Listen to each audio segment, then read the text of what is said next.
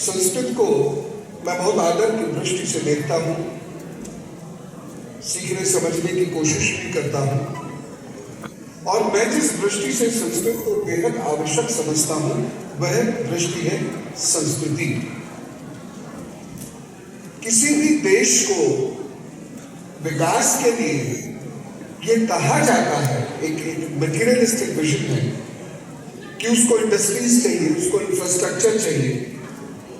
ये बात अपनी जगह ठीक है, लेकिन किसी भी देश को उसके विकास के लिए उसका इतिहास चाहिए। किसी भी देश के नागरिकों को आत्मविश्वास प्राप्त करने के लिए इतिहास चाहिए। मेरा विषय यहां से प्रारंभ होता है।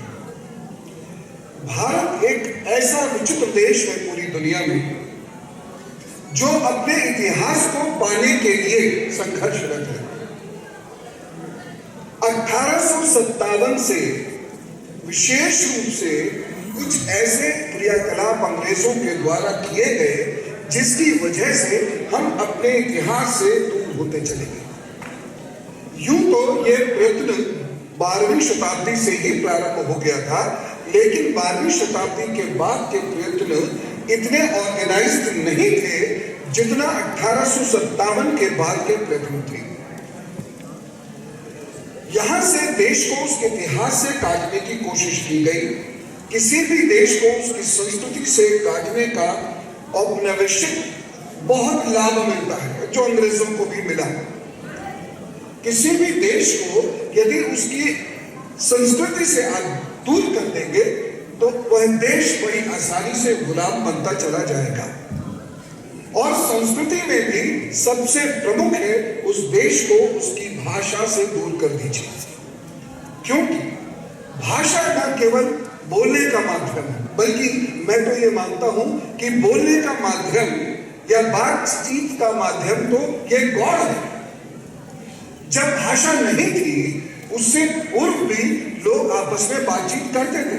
भित्ति चित्र के माध्यम से लोग अपने भाव एक दूसरे के साथ कम्युनिकेट करते थे। जब भाषा नहीं थी तो सांकेतिक रूप से इसी भारत के अंदर सांकेतिक रूप से बातचीत होती थी। धरती जब उदरित हुई है तो एक समय ऐसा था जब शब्द नहीं था। एक प्रणवाक्षर तो अवश्य था, लेकिन वह प्रणवाक्षर भी अपने पूर्ण रूप में नहीं था। उसको यह पूर्ण रूप तो ऋग्वेद काल में मिला है, लेकिन उससे पूर्व में भी बातचीत होती थी। जैसे मुझे आपसे कहना हो नमस्कार, तो मैं ये सांकेतिक रूप से कर सकता हूं। तो भाषा को बातचीत का माध्यम ये इसकी दूसरी विशेषता है। लेकिन भाषा की जो प्रथम विशेषता होती है वो यह है कि भाषा स्वयं में उस स्थान का इतिहास समेटे हुए होती है। भारत को उसके इतिहास का पता ना लग जाए, इसके लिए बहुत सटल एफर्ट्स हुए, और ये एफर्ट्स इतने ऑर्गेनाइज थे कि धीरे धीरे धीरे धीरे हम अपनी भाषा से दूर हो गए। कुछ लोगों ने, जैसे यहाँ पर आप विद्वजन हैं, कुछ लोगों की मेहनत से ये भाषा विद्यमान है। जरा सोचिए कि यदि वो 0.23%, 0.23 बस इतने, वह लोग भी यदि इस देश के अंदर नहीं होते तो शायद हम अपने इस देश का ओरिजिन, इस देश का उद्भव फर्स्ट एडी के बाद से मान रहे होते। इतने लोगों ने भाषा को जीवित रखा, कुल इतने लोगों ने, और उसकी वजह से इस देश की पूरी संस्कृति जीवित है। और आज हम इस स्थिति में हैं कि वह सारे लोग जो हमारे इतिहास को अपने ढंग से प्रस्तुत करते हैं, हम उन्हें चुनौती दे सकते हैं कि आप गलत सोच रहे हैं, आपका डेटाबेस गलत है। दरअसल भारत का इतिहास ये है। भारत के इतिहास, भारत की संस्कृति, मैं यहाँ शब्द धर्म का प्रयोग नहीं कर रहा हूं। भारत के इतिहास और भारत की संस्कृति को आर्थिक लाभ के लिए नष्ट किया गया। शुरुआती दौर में इसको एक धार्मिक लड़ाई के रूप में नष्ट किया गया, लेकिन फिर भी वह बची रह गई, क्योंकि श्रुति परंपरा यहां काम आई।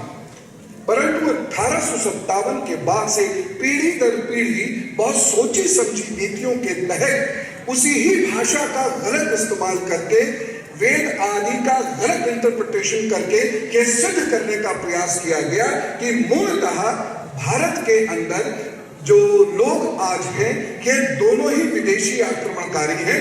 द्रविड़ों को भी, डॉक्टर राइस की एक थ्योरी है जिसमें वो मूल निवासी द्रविड़ को भी नहीं मानते, द्रविड़ भी उनके हिसाब से आक्रमणकारी हैं, आर्यंस भी उनके हिसाब से आक्रमणकारी हैं। इन दोनों आक्रमणकारियों ने इस धरती पे कब्जा कर लिया और इस धरती की सभ्यता को नष्ट कर दिया।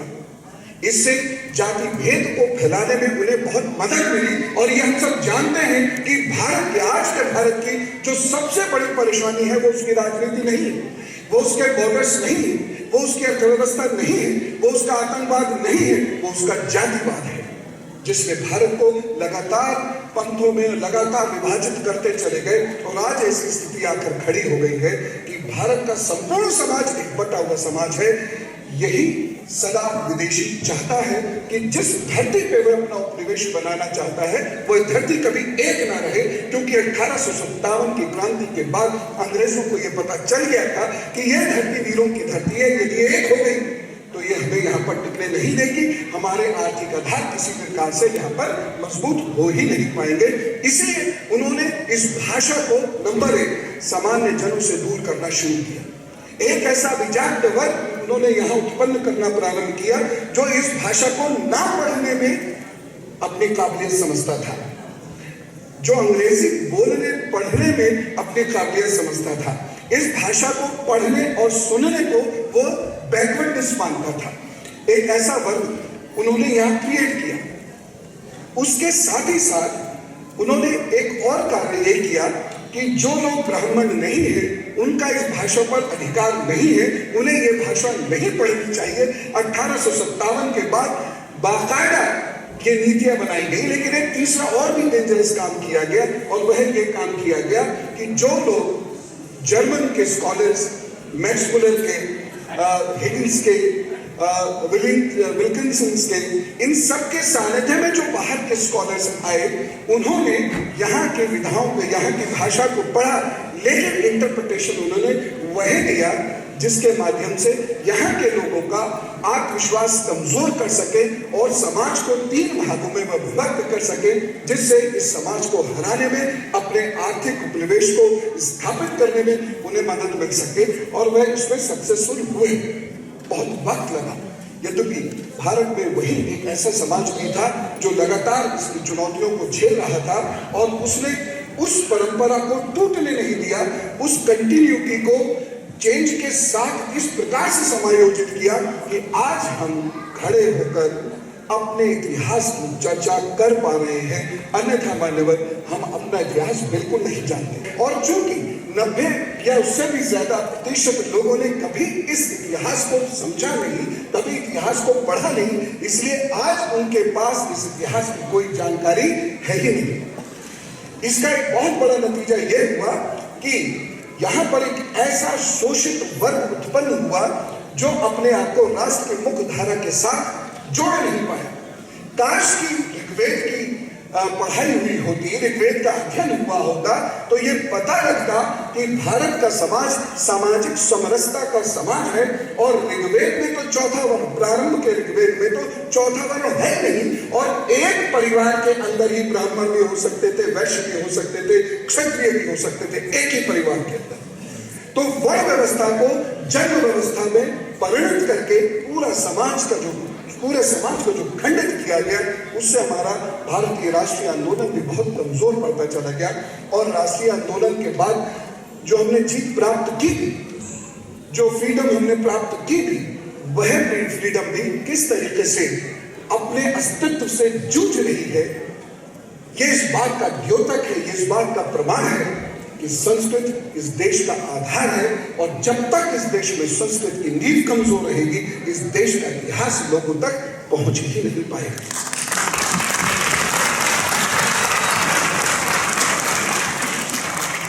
संस्कृत की जानकारी ना होने की वजह से इस देश के बहुत बड़े बड़े विज्ञान या तो लोगों तक पहुंचे नहीं या हंसी के पात्र बन के रह गए।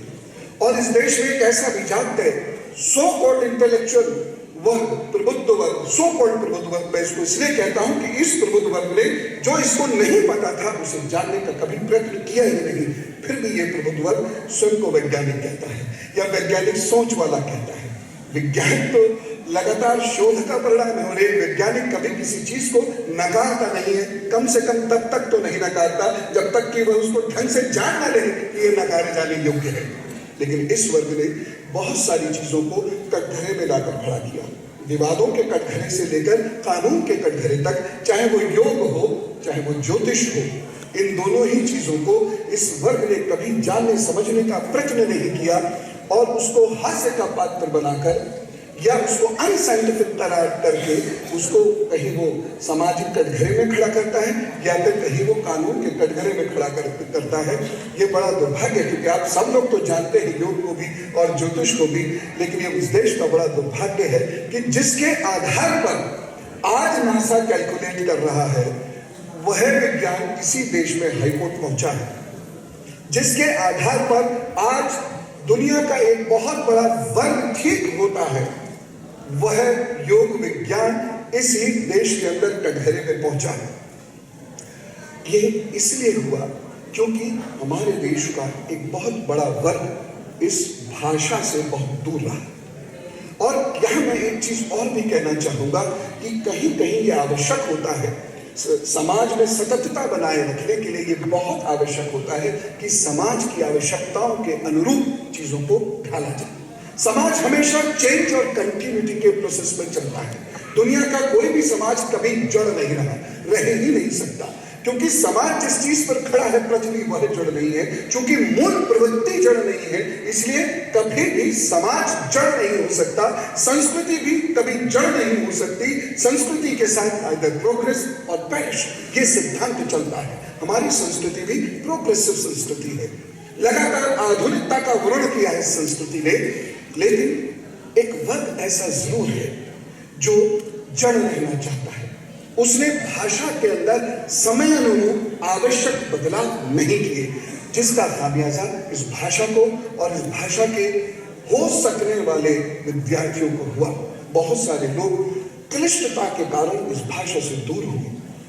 मैं इस बारे में अधिक चर्चा नहीं करूंगा। 600 BCE से यदि भारत का इतिहास हम टटोलना शुरू करें तो यह समझ में आता है कि बहुत सारे लोग इस वर्ग से, संस्कृति से, परंपराओं से विद्रोह कर गए क्योंकि क्लिष्टता स्वीकार्य नहीं हो पाई। एक ऐसा वर्ग हर समाज में मौजूद अवश्य रहता है जो बौद्धिक रूप से उतनी उन्नति नहीं कर पाता, शायद आर्थिक कारणों की वजह से नहीं कर पाता। वह कमजोर वर्ग होता है, वह स्कूल कॉलेज नहीं जा पाता, वह गुरुकुल नहीं जा पाता, पूर्व में भी नहीं जा पाता था, इसलिए उसे वह विज्ञान उसकी सरल भाषा में समझाना पड़ता है और सदा से समझाना पड़ता है।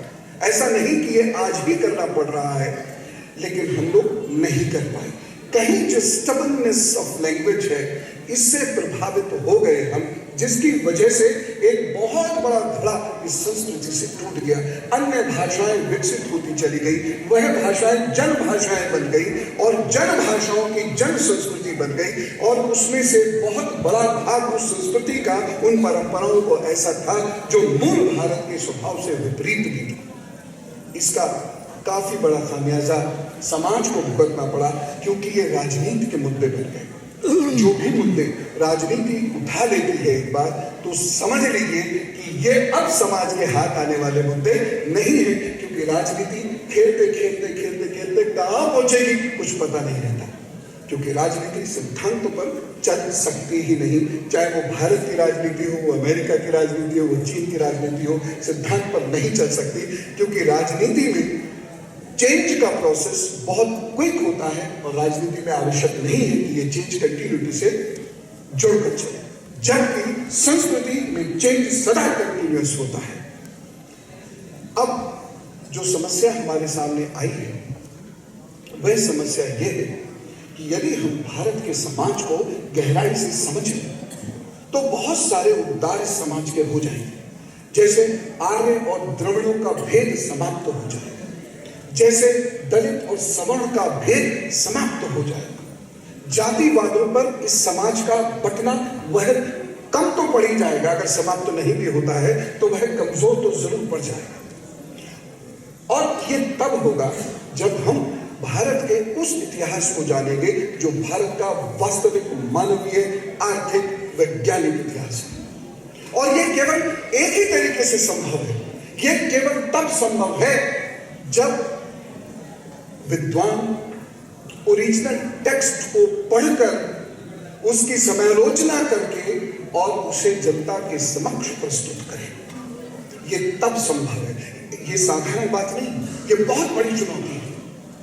क्योंकि जब समालोचना का समय आता है तो पूर्वाग्रह से ग्रसित होकर विद्वान ऐसी चीजों को प्रस्तुत करते हैं जो आज के समाज के हिसाब से रिडंडेंट कहलाई जाती है, उसकी कोई आवश्यकता है ही नहीं। और इसीलिए लोग लगातार संस्कृति से कटते चले जा रहे हैं, लोक परंपराएं मूल संस्कृति पर हावी होती चली जा रही हैं। बहुत सी परंपराएं ऐसी हैं जो वैदिक परंपरा के अनुसार अधर्म में आती है, लेकिन यह अधर्म आज वैदिक धर्म पर भारी पड़ रहा है, चाहे वो पूजा से संबंधित हो या वो लोकाचार से संबंधित हो। इन चीजों को रोकने के लिए पुनः ऐसे विद्वानों को जो इतिहास को भी समझते हैं, समाज को भी समझते हैं, अर्थव्यवस्था को भी समझते हैं और सबसे महत्वपूर्ण संस्कृत को समझते हैं, इन्हें अब नए रूप से संस्कृत के शास्त्रों का या भारत के शास्त्रों का शोधन करके उसे सत्य रूप में प्रस्तुत करना होगा, तब जाकर भारत को उसका इतिहास मिलेगा। एक बहुत बड़ी खोज यूनिवर्सिटी ऑफ मेम्फिस में हुई 1969 में। खोज करने वाले दक्षिण भारत से हैं, लेकिन यूनिवर्सिटी ऑफ मेम्फिस में फिजिक्स के प्रोफेसर हैं। उन्होंने ये खोज करी और उस खोज का परिणाम है कि आज हम ये जान पाए, यद्यपि उसमें कुछ विवाद है, लेकिन ये फिर भी मोटे तौर पर जान पाए रामायण कब हुई थी, महाभारत कब हुई थी। और उसके बाद इस देश का एक बड़ा वर्ग खड़ा हुआ कि ये महाकाव्य नहीं है, ये इतिहास है। महाभारत महाकाव्य के साथ साथ एक इतिहास भी है, रामायण महाकाव्य के साथ साथ एक इतिहास भी है। और जब उसका आगे शोधन हो, क्योंकि मुझ जैसे लोग संस्कृत के उन शब्दों की गहराई को नहीं समझ सकते, उन विद्वानों के साथ जब बैठ के उस चीज को और गहराई से समझा गया तो ये पता चला कि सुमेरु कहाँ है। ये पता चला कि वह कैलाश पर्वत एक ऐसी जगह है जहां टाइम जोन चेंज है। जी हाँ, वहां पर व्यक्ति जल्दी बूढ़ा होता है, वहां नाखून जल्दी बढ़ते हैं, वहां बाल जल्दी बढ़ते हैं, वहां चोटियां जल्दी आती हैं। ऐसी चीजें इस धरती के अंदर हैं। ये पता चला हमारे से कितनी पास है ये सारी चीजें। और उसके बाद शोधन हुआ, वाडिया इंस्टीट्यूट ने इस पर, जो देहरादून में है, उसने शोध किया और शोध करने के उपरांत पता चल गया कि सुमेरु पर्वत भी था, मानसरोवर सागर भी था, जो अभी झील है, ये सागर भी था। एक जगह वर्णन आता है दो ऐसी झीलों का कैलाश पर्वत के नीचे, जिसमें एक झील बिल्कुल खाली है, उसके बगल में दूसरी झील एकदम मीठी है। लोग इसे कथा मानते थे, लोग इस पर विश्वास नहीं करते थे, कहीं इसका मजाक भी उड़ता था। लेकिन रिसेंट खोजों के बाद ये पता चल गया कि ऐसी झीलें हैं। ये इसीलिए पता चला कि उन जैसे विद्वानों ने लगातार ये शोध किया और शोध करने के उपरांत उन शास्त्रों से उन्होंने उद्धृत की चीजें, उस पर फर्दर शोध हुए और शोध का परिणाम ये निकला कि हमें अपना इतिहास मिलने लगा। अभी सामाजिक इतिहास को ढूंढना और आवश्यक है। वो शायद कहीं पूर्वाग्रहों का शिकार हो जाता है, लेकिन उस सामाजिक इतिहास को और खोज के यदि हम निकाल के बाहर ले आए तो ये तय है कि भारत एक समरसता से भरपूर समाज पुनः बनेगा। क्योंकि भारत के लोगों का विश्वास आज भी अपने धर्म और अपनी संस्कृति में अत्यधिक है। जब उनको ये पता चलेगा कि यहाँ मानव मानव में भेद नहीं था, जब उनको ये पता चलेगा कि हमारे यहाँ मशीन बनाने की पुस्तकें तकरीबन 3300 साल या उससे पूर्व लिखी गई है, तब ऋषि भारद्वाज के प्रति उनकी आस्था उन्हें विज्ञान की ओर भी सचेत करेगी। जब उन्हें ये पता चलेगा कि भस्म धातु से हम लोग कुत्ते से भी सीख कर एक पूरा साहित्य की रचना कर सकते हैं, एक निश्चित शब्द से शब्द का विज्ञान बनाकर और उस विज्ञान से एक पूर्ण भाषा बनाकर हम समाज के सामने प्रस्तुत कर सकते हैं, तब उन्हें वह गर्व होगा। तब उन्हें ये पता चलेगा कि कि ये बाबाओं का या नाग नचाने वालों का, सांप नचाने वालों का देश नहीं है, जैसा मैक्स मलर ने कहा था। तब उन्हें ये पता चलेगा कि ये वो महान परंपरा है जिसने दुनिया को राजनीति भी दी, जिसने दुनिया को एस्ट्रोनॉमी भी दी, जिसने दुनिया को शरीर विज्ञान भी दिया, शरीर तंत्र भी दिया, शरीर की शल्य चिकित्सा भी दी। तब उन्हें यह पता चलेगा कि पृथ्वी का 108 गुना बड़ा सूर्य है, सूर्य का 108 गुना बड़ा सूर्य का चक्र है। यह चीज हमें 1200 AD के आसपास मालूम थी। ऋषि सायन ने इसकी गणना करके पहले ही बता दिया था और उसी समय में एक माला बनाई गई और पूजा के लिए उसी माला का प्रयोग करवाया गया और यह माला 108 दानों की होती है, सब लोग जानते हैं। लेकिन उसका ज्योतिषीय खगोलीय ध्यान हमें इतना पूर्व से मालूम था, यह तब पता चलेगा, तब ये संस्कृति तेजी से फैलेगी फूलेगी। वेदों में अर्थव्यवस्था के बारे में बड़ा विशद वर्णन है। ऋग्वेद में एनजीओस को कैसे काम करना चाहिए इसका विशद वर्णन है। और इस वर्णन के बाद, इन इंटरप्रिटेशंस के बाद, यदि आज का समाज, मैं ये तो नहीं कहता कि हम 7,000 साल, 5,000 साल, 6,000 साल, 75,000 साल पहले जैसे हो जाए, ये तो संभव भी नहीं है। मैं ये नहीं कह रहा हूं, लेकिन मैं ये जरूर कह रहा हूं कि उन सूत्रों से आज हमारा जीवन बेहतर हो सकता है, क्योंकि अभी तो हम पश्चिम का मुंह देखते हैं कि वह उन सूत्रों को कहीं से ढूंढ के लावे और फिर हम उन सूत्रों को अपने जीवन में उतारें। लेकिन यदि हम उन सूत्रों को आज अपने जीवन में उतारना शुरू करेंगे तो निश्चित रूप से पश्चिम से 100 बरस आगे हो जाएंगे।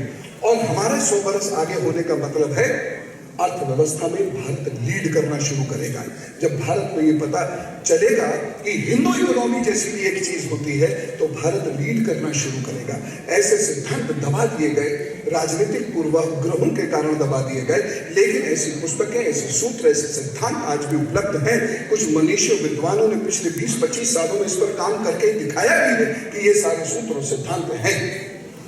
तो हम अपनी अर्थव्यवस्था, समाज व्यवस्था, हम अपने विज्ञान और बाकी शास्त्रों में भी पूरी दुनिया में आगे जा सकते हैं।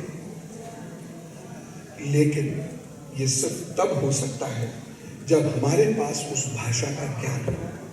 मैं कुछ बरस पहले dysfunctional state of middle east पर काम करना चाहता था। JNU में मैं था, वहां काम कर रहा था, कुछ काम शुरू भी किया, लेकिन वो काम आगे रोक दिया गया। क्यों रोक दिया गया? क्योंकि मुझे वहाँ की भाषा नहीं आती थी।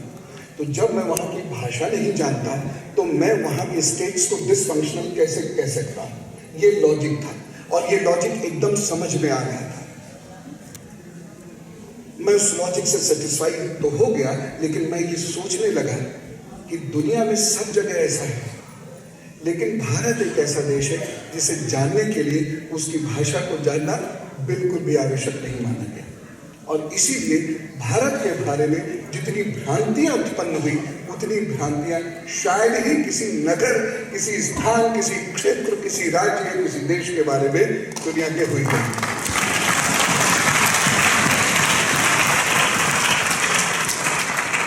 अंत में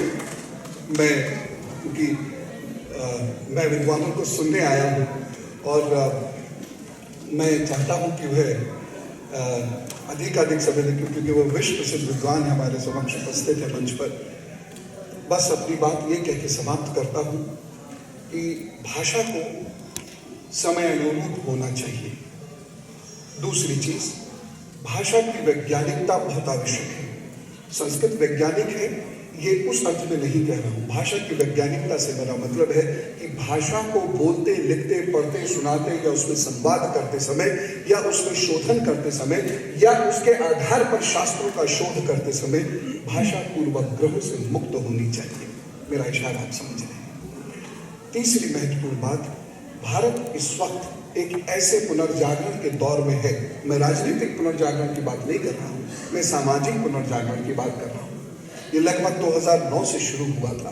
भारत एक ऐसे पुनर्जागरण के दौर में आ चुका है जहां भारत के बच्चे, भारत के युवा भारत के इतिहास को जानना चाहते हैं। हम कौन हैं, हमारी उत्पत्ति कब हुई, ना हम आर्य हैं, ना हम द्रविड़ हैं, ना हम यहाँ के हैं, ना हम बाहर से आए। हम 1200 में शुरू हुए, 1200 BC में शुरू हुए, 1500 BC में शुरू हुए, या हम 75,000 साल पुराने हैं। ये उत्तर कुरु कहाँ है, कुरु कहाँ है, कहाँ से हम आए हैं, क्रीट कहाँ है, त्रिवष्टक कहाँ है, ये सारे प्रदेश ये कब थे, नहीं थे, राम थे, नहीं थे, कृष्ण थे, नहीं थे तो उन्होंने क्या क्या किया, आदि विषयों पर ये युवा जानना चाहता है। और जवाब देने का माध्यम सिर्फ एक है, संस्कृत।